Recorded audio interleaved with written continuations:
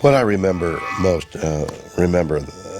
you should remember, while I remember, that it was 35 years ago. And there's some jokes about that's older than ties in my wardrobe, you know. But it's a long time. It's more than a generation ago. And so, like some Japanese painting where the tips of the mountain peek out of the mist, so the mist of forgetfulness and experience that postcedes all of that happened to me during Star Trek, gets in the way of my memory of it. And so they're just highlights of memory that that come to me. So when you ask me, what is my impression of Star Trek now? The word you just used, the word I'd like to use, is exuberance. What are we running here? A cadet ship number 1? Are we ready or not? All decks are ready, sir. Engage. The first pilot was lavish and well-produced and well-directed. A very interesting idea, but couldn't be sold because it did not have a central dramatic line that you could follow easily where you knew who you were rooting for. It wasn't that kind of a story. It was a story that had to do with a guy who's taken away by these aliens in order to try to get him to procreate with this lady. And they're showing him all these different kinds of sexual fantasies to try to get him aroused, to try to turn him on. And it was a very interesting idea from a Freudian and Jungian point of view, but it was not typical television by any means. The network just didn't get it. And so it didn't work. But they decided to try again. You want some coffee, dear? Westerns were big, and I wanted to sell it, and I said, look, fellas, it's little more than a Western. We have spaceships instead of horses, zap guns instead of six-shooters, but it'll be familiar. And unfortunately, when they gave me the money and set of good actors and a director, I went ape. And they didn't get what they'd asked for, what they had agreed on, and they were naturally very upset. Frustrated into a need to display physical prowess, the creature will throw himself against the transparency. If you're in here, wouldn't you test the strength of these walls, too? There's a way out of any cage, and I'll find it. I met with Gene. I was somewhat fascinated by him because he was so likable and so much more interested, it seemed, in finding out what I wanted to do with my life rather than what he needed for his show. I got tapped to be the first assistant on the first pilot because of what certain people had heard, including Herb Solow, who was vice president in charge of development at Desilu. Spock here. Landing party, come in. There is no survivors encampment, number 1. This is all some sort of trap. We've lost the captain. Do you read? Leonard was already cast when I came on to the first pilot. Oddly, or not oddly, but tellingly, he was not number 1. Number 1 was done by Majel Barrett. And I thought that was a real step forward in television history, to have a woman partially in command of a ship like this. I worked very, very hard on that first Star Trek pilot as the first assistant. The show went over schedule, just as I had warned the people of Desilu that it would, no matter how much they cut the budget and the shooting schedule, we were still going to finish in the time it takes to shoot the show.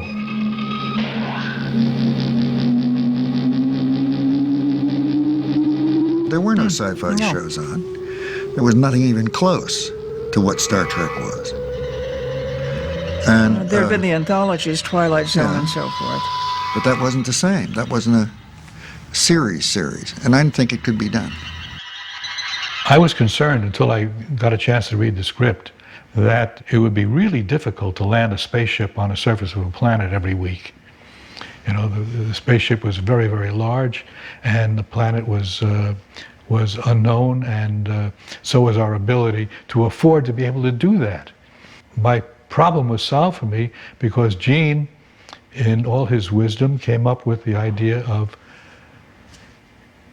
beam me up, you know, and that took care of having to land. The meteorite beam is not deflected, Captain. Evasive maneuver, sir. Steady as we go. The other problem was I was concerned that we'd have to float the actors on wires throughout the whole season because there's weightlessness in space. And very fortunately for us, Gene Roddenberry came up with another concept, which was artificial gravity, which was the last thing to go when all else failed and life systems were breaking down on the ship, and they were being battered by untold number of enemies. No matter what happened, people were still upright and walking around. We did 2 pilots, and of course did a lot of thinking about it and drawing sketches just before then. Somehow, a second pilot got broached, and I got a phone call from Gene Roddenberry saying, hey Bob, we're going to do another one, and I want you to be the associate producer this time. I'd never heard of that happening before. It was a great break. I don't know how much Eldon Schwimmer, who was the agent from ICM, had to do with it. I don't know how much juice he had, how much power or pressure he put on. I don't know. I don't think it would have happened with Mission, which he put together just like he put Star Trek together with Paramount. I don't think that they would have gotten a second shot. But Star Trek did get a second shot. It was lucky. Well, Gene had a capacity for making things happen the way he wanted them to. When they decided to try again, everything was scaled back dramatically in terms of budgets, in terms of sets. Jeffrey Hunter couldn't be had. He was the captain and the original pilot, and he couldn't be had because they wanted him to. He wanted some movie commitments, which they couldn't offer him, so he bowed out. Bill Shatner came on. I heard from Gene that Bill Shatner had been hired to be our new captain, and I was thrilled because I had worked with Bill on The Outer Limits, and I found rapport with him. Gravitation on automatic. I was amazed with his energy and his endurance. He was something else, and I thought that he brings unique qualities to Star Trek that we haven't had before.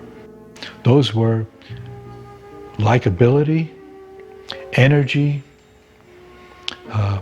humanity, because he suffered for what he had to put his crew through, as any leader of men and women must do. They recast the Doctor.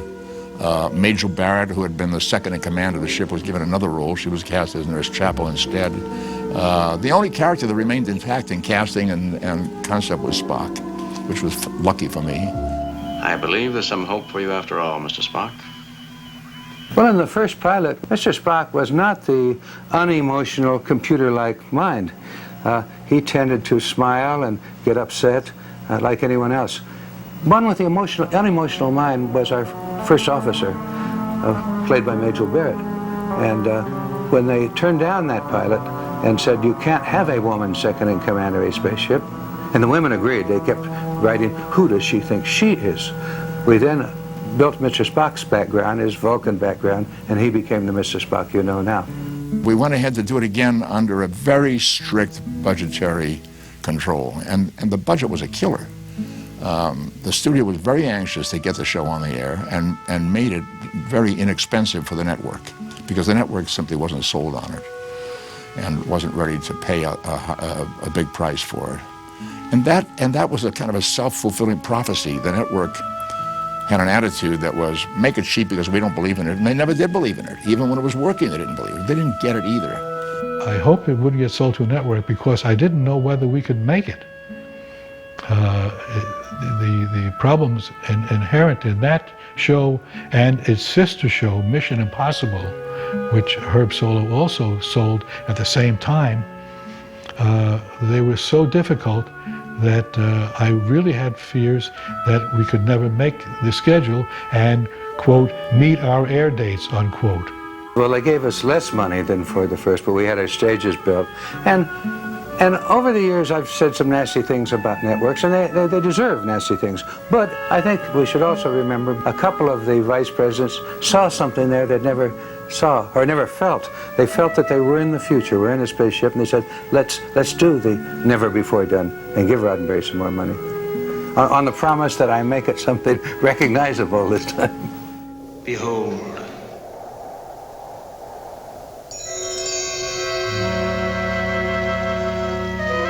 Sally Kellerman could take those silver orbs and slip them in her eyeballs and slip them out with no problem whatsoever. As if they didn't exist. Whereas our other guest star, Gary Lockwood, had great trouble using them, and to see through those little pinholes that we had in him, he'd tilt his head back and kind of look down his nose at whoever he was talking to. Well, it was a weird look and kind of worked for us in a way. It gave him kind of an importance, almost beyond the role itself. It was a strange sight to see. Can you hear me, James? You cannot see me, I'm not there. I found out in talking with Gene early on that he had based the character of Captain Kirk on two fictional characters, one of whom was Hamlet, who doubted his ability to make happen what he needed, what he knew he had to make happen, and the other was Captain Horatio Hornblower, who suffered for the suffering of the people under his command. And with those two as a background, I understood completely who Captain Kirk was. I wish I were on a long sea voyage somewhere. Not too much deck tennis, no frantic dancing, and no responsibility. Why me? I look around that bridge, and I see the men waiting for me to make the next move. And Bones, what if I'm wrong? For a while, it was Buck Rogers. Ray Bradbury and I were about the same age, and we both sat on our front porch and waited for the newspaper to be delivered with Buck Rogers in. I think Flash Gordon in the comic strips, I particularly loved the, for those days, semi-nude women. They were so gorgeous, wow. And but my greatest fan experience has been since growing up. The Hornblower series, C.S. Forster Sea Stories, and that very much affected me on Star Trek. I wanted to make Captain Kirk sort of a hornblower living out there. Hornblower was in the days of when a sailing ship off the coast of Africa was out of touch with a home port. The captain was required to be part diplomat, part humanist, many things. Your move, Captain. We should have intercepted by now. Bird said they'd call. I'll have you checkmated your next move. Have I ever mentioned you play a very irritating game of chess, Mr. Spock? Irritating. Ah, yes. One of your Earth emotions.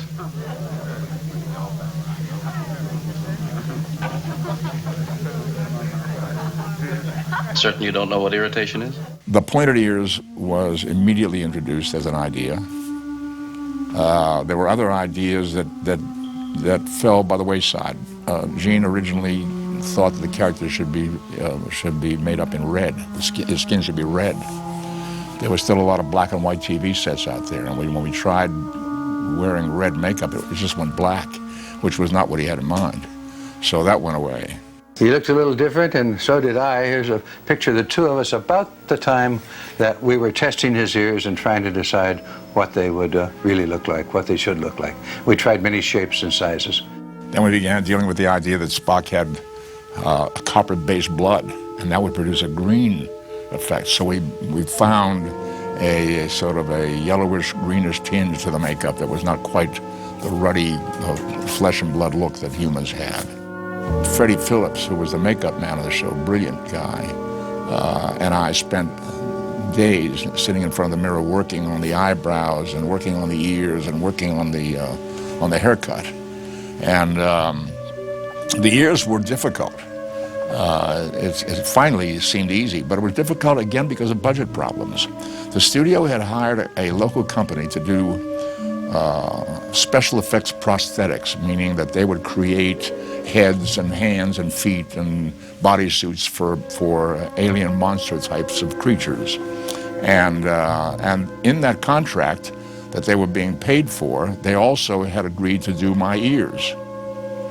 They could do the rough stuff. They could do big, hairy hands, and they could do grotesque heads and so forth. But they were not used to doing the fine appliance work that you need to do when you're putting stuff on a human's face to make it look like it's really part of him. So the first ears that came down were kind of rough and grotesque. And Freddie put them on me, and he knew that this was not right. And we agreed, so we went back and tried them again, and they tried to refine it, but they didn't have the technique or the know-how to do it. So he went to the studio and explained that. And they said, well, we're paying them, so you just keep working them until they get it right. And we tried and tried and tried, and shooting date is approaching. And we don't have ears that work. And one day, it wasn't more than 3 days before we were supposed to start shooting, Freddie put on the final pair that had come from them and looked in the mirror, and he reached up and grabbed the tips of them and ripped them off of me and threw them in the wastebasket. And he went to the phone, and he called a guy at MGM makeup department, a guy named Charlie Schramm, who ran the makeup department there. And he said, Charlie, I'm at a spot. I got an actor here. I have to have a pair of kind of Mephistopheles devilish ears on the guy, and I need him now. Can you help me? And he got off the phone. He said, come on with me. We got in Freddie's car, drove over to MGM. I laid down at the table. Charlie Schramm applied the plaster to my ears to make a mold. And on the morning that we started shooting, 2 days later, the ears arrived, and Freddie put them on, and he was smiling. And we had the ears that worked. So Freddie Phillips saved my life as far as the character was concerned. He took it on himself to defy the studio. There was $600 involved. $600 is what it cost to get the ears done right, and they didn't want to pay it. And he took it on himself. He said, I don't care, I'll pay it myself. I'm not going to put you on camera with those other people's ears. And that's how we solved the ear problem. Ship to ship. Hailing frequencies open, sir. Just before the show began, he changed the communications officer from a male to female and brought me back from Europe to become Uhura, which had not been named until I got the role. And when they saw who he had hired, because he told the suits that he was going to make a little change on the ship, and he wanted to add a little color to it. They thought yes, because they thought the costumes were a little drab. So my first costume actually was a drab green. And when they saw not only that I was the new communications officer, but this part was much larger than yes sir, no sir, they said it can't happen. And Gene said, she stays or I go. He fought for it, he battled bitterly for it, and he won out in the end. Sir, contact with an object. It's moving toward us. No visual contact yet. Deflector is full intensity. It's coming at light speed. Collision course. Evasive maneuvers, Mr. Sulu. When I met Gene Roddenberry and he told me about the idea of the show, and the kind of character that I was being considered for, I desperately wanted to get this part. First of all, the idea of Star Trek, the vision that Gene had. He said that the Starship Enterprise was a metaphor for Starship Earth, and the strength of this starship lay in its diversity, but that diversity working together in concert. And that's why I was being considered. I was to represent the Asian portion of the great diversity of this starship. Astrocytes is standing by, Captain. Engineering division ready, as always. I've been able to do accents ever since I can remember. And fortunately, I have a very good ear for it. A lot of concentration has to go into that sort of thing. And like Scotty, there was a fellow in a signals camp during the war. It was from Aberdeen, and I based my Scottish accent on him because he was the one. He was with us for 6 weeks. And the first week, I couldn't understand a word he said. How's it going, Scotty? Well, sir, it's a plumber's nightmare, but it'll hold for a bit. It has to hold longer than a bit. I'm sorry, sir, that's about the best I can do, and I guarantee it's not good enough. Gene Roddenberry asked me which accent I liked, and I said, well, if you want an engineer, I think he better be a Scotsman, because they're the best engineers that I have ever heard about. Where is he? I don't know, Jim. This is a big ship. I'm just a country doctor. DeForest Kelley was an extremely generous man. He was a gentleman in all senses of the word. And I think he was very generous in his time and in his work. But he was always so easy to work with. He had been a friend of Gene Roddenberry's for a long time. He had been in the Police Story pilot that we did in the summer of 1965. He was not in the first two Star Trek pilots. There were other doctors, and they kind of moved aside, either for other commitments or because Gene felt after seeing them, well, guy's a little too old. I want somebody who's a little closer to Kirk's age, not contemporary. He wasn't. He was about 10 years older than Kirk and Spock, but he had a little more wisdom and a little more time in living. And so he brought that humanity to the triumvirate. Whereas Kirk was the action guy and Spock was the brain guy, the logic guy. McCoy was the human guy. And with the three of them, it made a wonderful human being, actually. There was such a feeling of, oh, what a joy, what a kick. It was so well written. They were writing things, and I could use the pronoun we. We're writing things that hadn't been done on television before. There was such a wonderful relationship of the characters, as well as in many cases between the actors and the crew and the camera people. That usually happens on a shoot, but here we were for 3 years together. Most of us stayed the same. The directors were the same for the most part, and there was a continuity. And there was a sharing of experience. Things in real life happened. There were deaths and births. And so the sharing with human beings is right there, as well as the real joy of well-written scenes that you never get in television as a rule. And so the good stories, the fun action, and the wonderful human beings that I was associated with remain in my memory. Mr. Sulu, proceed on course to Marcus 3. Ahead, warp factor 1. Aye, sir.